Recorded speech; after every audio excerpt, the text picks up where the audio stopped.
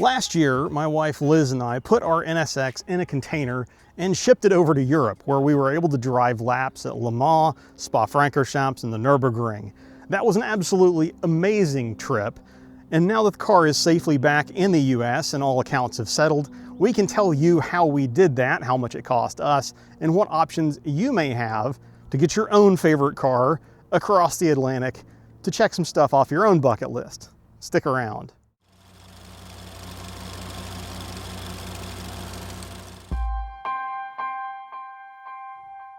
Right, so there's going to be a lot to unpack here. We're going to break this up into 3 separate sections then.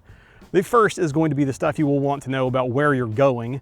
The second is going to be the actual logistics and costs of shipping your car there. And then the last piece will be some either mandatory or heavily encouraged paperwork that could save you some trouble along the way. Now, the video is chaptered for quick reference down below, although I will try and be concise as I get through all of this information. If you do find the video helpful, please leave a like and consider subscribing. Otherwise, let's get right into it.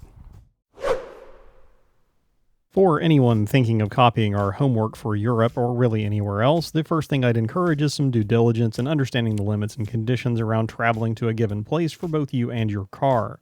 For Europe, you'll want to consider laws and rules for both the EU and the Schengen travel zone, with the understanding that places like Norway and Switzerland aren't part of the former but are part of the latter, and remember that the UK is part of neither in case your plans extend there. The short version on the Schengen zone is that it means free travel between countries with uniform visa requirements regardless of EU membership. Of course, you should double check these requirements before you plan your trip, as things may have changed since ours, but as of 2025, the travel rules for people were as follows. With our United States passports, we could be in the EU for up to 90 days without any special visa. The same limit would have applied separately to Norway, and the UK, with an electronic travel authorization, would have allowed us up to 6 months with no additional visa. The car was subject to different limitations. The EU would have allowed our NSX to exist for up to 6 months, driving on US plates before needing any supplemental permissions or extensions. Norway would have allowed up to a year with the same rules,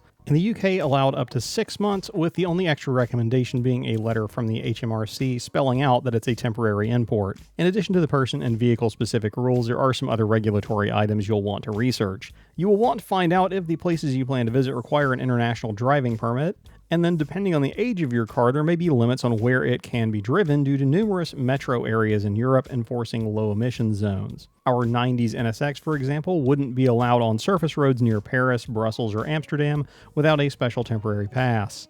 You'll also want to familiarize yourself with general traffic enforcement practices where you plan to visit, average speed zones, speed cameras, and the fact that some German autobahns do indeed have speed limits may come as a surprise if you haven't previously done much driving outside of the US. You should also check to see what road safety equipment may be compulsory to carry in the vehicle where you plan to drive. Examples might be high-vis vests, reflective triangles, and a first aid kit. If you are stopped, you could be cited for not having this in places. Now that you hopefully understand the ins and outs of where you're going, let's talk about the meat and potatoes of how you can ship your car there and what it's likely to cost. To get your NSX or other car to Europe, you'll likely want to partner with a shipping company experienced with transporting unique or valuable vehicles. We used Cars Worldwide, and our NSX arrived on both ends intact, seemingly handled with care and not missing any parts or articles. We were probably somewhat non-traditional clients for them, but everyone on their team was very professional and pleasant throughout the process in spite of some setbacks that were out of anyone's control. Having said that, they are not sponsoring this video, and there are some number of options should you want a competitive quote. The key things to look for, in my opinion, are responsiveness and communication, a verifiable track record, and actual experience handling specialty exotic and high-value cars. Bonus points for in-house all-risk freight insurance, and having their own ground transportation fleet if you plan to have them pick the car up from your residence. As detailed by some other channels, rebrokered ground transport in the US is a hot mess right now, so avoiding the broader car transport market is a nice to have. Once you choose your shipping partner, you'll have essentially 3 options for how to get your car between continents: being driven on and off of a boat, being put in a container and put on a boat, or being put on a pallet and then loaded into a plane. Moving from least to most expensive, and bearing in mind that the price ranges I will discuss are for a car valued around $75,000, so your actual range may differ if your car is worth considerably more or considerably less. The first option is a roll-on, roll-off, or RoRo ship. Exactly as it sounds, your car is driven or rolled onto and off of the ship. This is the method that the big car companies use to move new stock around the world, so you benefit from that economy of scale with the pricing. A RoRo round trip to and from Western Europe was in the $2,000 to $3,000 range as of 2025. You can expect a transit time of 2 to 3 weeks across the Atlantic, but that does not include lead time for getting the car to the port and loaded, nor does that include time for customs clearance on either end. The pros of the RoRo option are that it's cheap. It has generally the least lead time for prep, and is more predictable schedule-wise than container shipping. Lastly, portside storage costs are much cheaper than with a container in case you can't pick the car up immediately when it lands. The cons of RoRo shipping are that other people will be moving your car around and will have access to it during the voyage. Port choices may be limited, as not every port in the world is equipped for RoRo service, or certainly not as many as are equipped for container handling. Shipping schedules may also not be as flexible as compared to container shipping. Lastly, in the departure and arrival port, the car is likely to be exposed to the elements if that's a concern. The next option is, of course, container shipping. Your car gets put in either an individual container where it's only your car, or if your company can facilitate it, a shared container with another vehicle going to the same destination. The shared container can be a great option to save some money if you are not on a tight schedule and can wait for a match. The former leaves departure scheduling solely in your hands, but it does cost more. In 2025, it cost us around $10,000 in ocean freight only to get our NSX from the east coast of the US to northern Europe and back. Broadly speaking, expect a range of $6,000 to $12,000 depending on if you opt for a shared or dedicated container, as well as car value and port selection. Plan for a 2 to 5 week ocean transit, again not including lead and trail time for containerization, unloading, and customs, although as we'll discuss later, you will want to build some buffer around that as well. The pros of container shipping are that your car is fully enclosed in a container at a packing facility, so is unlikely to be exposed to the elements during or on either side of the voyage. Other than the agents of your chosen transportation service on either side, no one has access to the car while it's on the ocean. As a result of that, you can also send non-thermally sensitive equipment, spare parts, luggage, etc. with the car that you could not do in a RoRo scenario. Lastly, there is greater flexibility in scheduling as compared to RoRo, since container ships are always sailing. The cons of containerized shipping are that it is notably more expensive than the RoRo option. The prices can fluctuate with market conditions. There is notable lead and trail time needed to containerize the car before shipping and then unpack it on the other side. Container shipping timelines after departure can vary wildly and for a litany of reasons, which means you must build in significant buffer time to your plans, on the order of plural weeks up to a month of wiggle room. If there are delays on the port side, container storage fees can escalate quickly after any grace period and are significantly more than RoRo. The last, best, and most expensive option for moving your car around the globe is, of course, air freight. This one is pretty self-explanatory. Your car gets put on a pallet, loaded into the cargo hold of a jumbo jet, and flown to its destination. It's quick, it's super secure, but you definitely pay dearly for that certainty and timeliness. Air freight to and from Europe could range from $40,000 to $100,000 or more.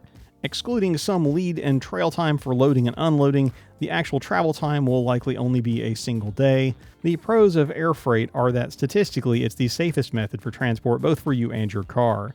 There have been some high-profile RoRo ship losses in the past decade, and containers are also subject to Poseidon's whims.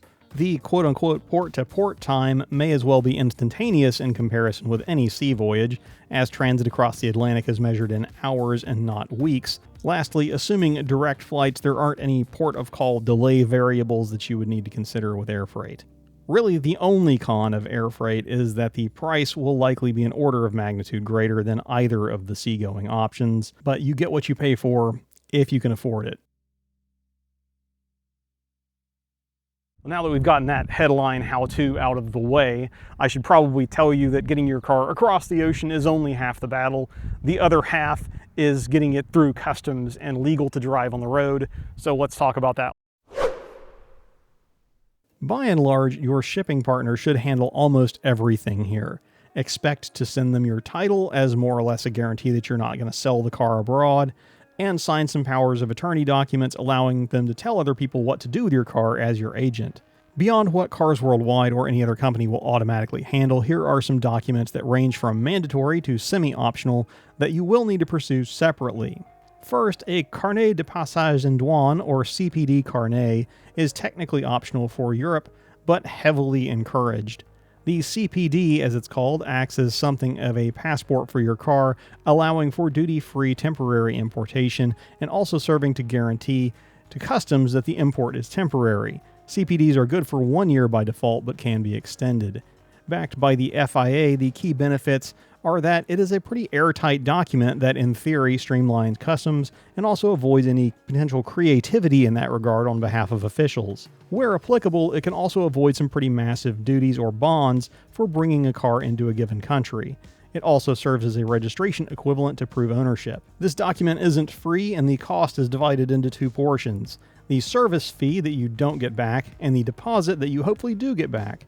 The former depends on the destination country or countries, and the latter is tied to the value of your car. For us, with a declared value of $75,000 for our NSX, the upfront was $6,900, but we got $5,000 of that back after closing out the Carnet once the car was back in the United States. That netted out to $1,900 once everything settles. You will want insurance for the ocean voyage. I would say here a competent shipping company should be able to offer this in-house, in my opinion, but the key thing is that your freight insurance for the car while it's in transit on the boat or in the container needs to be all risk. That is, as opposed to named perils. The difference is very important. If your shipper doesn't provide this, I believe Hagerty and likely some other collector specialty companies offer this separately. Then once the car lands and is off the boat or plane, you will need the equivalent of liability insurance to be legal to drive the cars on the road in Europe, and you'll probably also want coverage for any physical damage as well. For the compulsory insurance, you have some options and can do research, but I can recommend two. Cars Worldwide suggested TourInsure out of Germany, and while we didn't end up using them, they were very responsive to questions, and so I have some high confidence that they are a competent insurer. We did use Alessie Hagerty Int'l out of the Netherlands, and apologies if I mispronounced that, as they had similarly solid reviews and their rates were a bit better at the time. For that full coverage, physical damage to your car, here's what I know. If your car is less than 10 years old, either TourInsure or Alessie may be able to offer physical damage coverage as part of their policy. However, if your car is older than that, then it gets complicated, and we weren't actually able to solve for this in our individual case. There may exist some collection-level policies with car specialist or other boutique insurance companies that will provide global coverage against physical damage. Hagerty International can offer event-specific coverage, but at least at the time that I spoke with that division, they weren't doing general driving around Europe coverage outside of specific events and transport to and from. I am told by an inside source that Hagerty does offer some collection-level policies that provide worldwide coverage, but I don't have first-hand confirmation in the form of a policy jacket as of this publishing. We did also explore the specialty insurance market, those Lloyd's of London type policies. However, the premium I was quoted for 3 months of coverage was nearly $10,000. So I took the approach of just don't crash. With now all of that information on the table, let's talk about what we actually did this time as a case study, how much it cost us, and what we might do differently next time.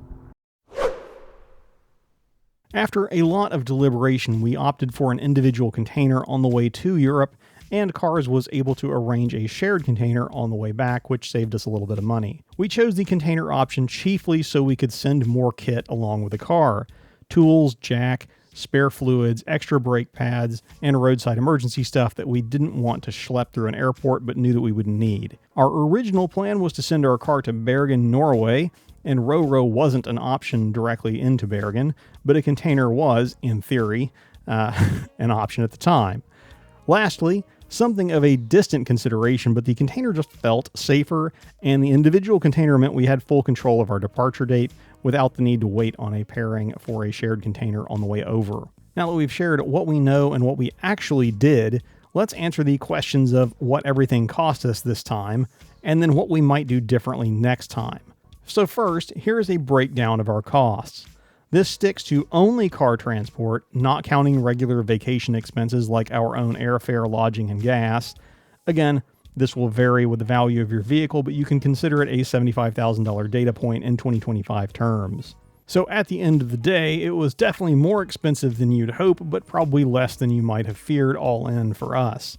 Our only regret is not actually maxing out our time allowances on this occasion, only having the car on the road for a little over a month out of a possible 3 consecutive, or up to 6 if Liz and I had taken our persons out of the EU and then re-entered to reset our 90-day allowance. So with cards and costs on this table, if we had to plan this trip again with what we know now, here are my quick thoughts on what we would do differently. First, we would start planning earlier. We didn't really dig in until probably 4 months out, and that led to some tight timelines for the Carnet in particular. We probably accrued another $100 to $150 in rush document shipping due to not starting earlier with a CPD. Secondly, I would be much more thorough with prepping the car. I felt like I touched all the things that I usually touch before a track day, but if you're going to go through the whole effort and expense of sending your car to Europe, you want to enjoy it the whole time you're there and not have it be a point of stress. So don't just fix what's broken, but nut and bolt that sucker as if you're sending it to the moon. I would consider anything that's a wear item suspect and actually investigate even slightly weird symptoms.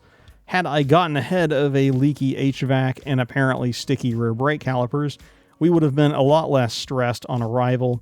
We would have logged more laps at the Nordschleife and probably also notched Zandvoort while we were there. I think we would still opt to drive our car to the ports in the US rather than using a transport service. In our case, we aren't afraid of the miles, and having the car picked up from our house would have added up to $2,000 versus a $150 hotel night and $100 in gas for us to see it to the warehouse for packing and then pick it back up in New York and drive it home. For shipping, we might consider the RoRo option more seriously, given that our choice of port ended up shooting us in the foot anyway.